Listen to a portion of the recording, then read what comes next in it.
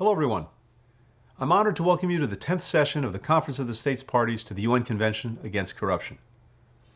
The United States sought to host this conference because the fight for good governance, accountability, transparency, vital to our national security and to delivering for our citizens. Corruption threatens all of that, not just for the United States, but for all 190 states parties to this convention. As President Biden has said, it's a cancer in the body of societies. Corruption exacerbates inequality and political polarization. Corruption undermines our responses to crises, from pandemics to natural disasters. Every dollar stolen is a dollar that we cannot invest in our schools or our hospitals, in our businesses or our public pensions. Corruption erodes citizens' faith in government and their trust in one another, polarizing our politics, dividing our communities, exacerbating crime and conflict. And corruption can be weaponized by countries and actors looking to do harm to our security, to our economies, to our political system. And every one of these harms hits underserved and marginalized populations the hardest. Yet for every one of these negative consequences, the flip side is also true.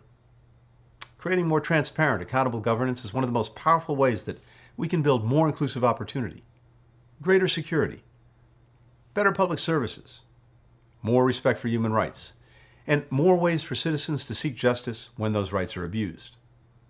In sum, it's crucial to building the societies that people in all of our communities and countries want and deserve.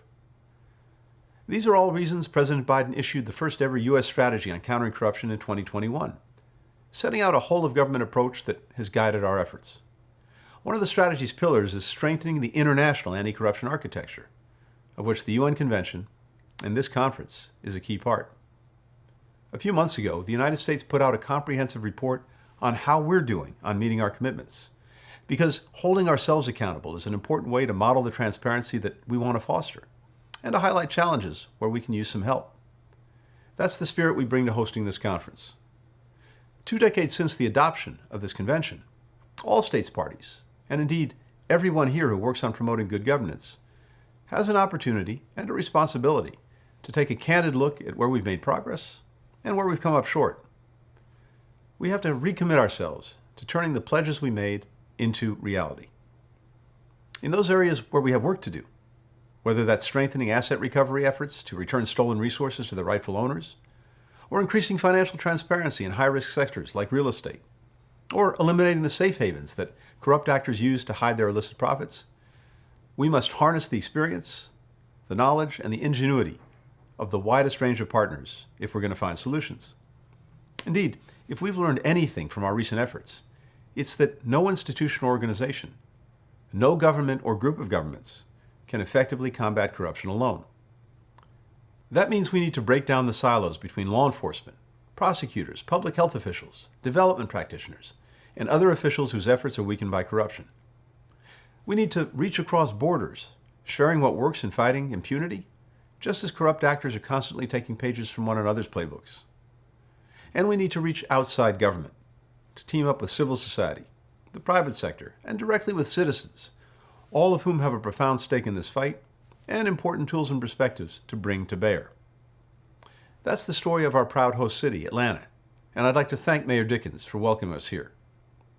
Atlanta is renowned for being the birthplace of many civil rights trailblazers, including Dr. Martin Luther King, Dorothy Bolden.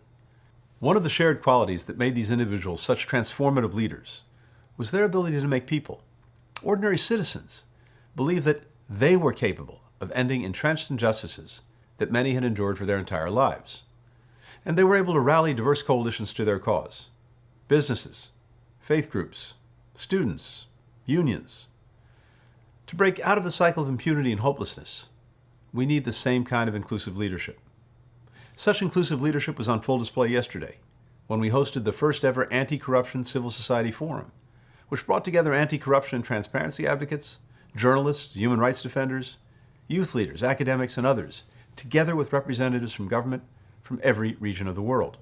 We hope that future hosts will make this forum a regular occurrence, and we urge every state party to bring the same approach to efforts to combat corruption.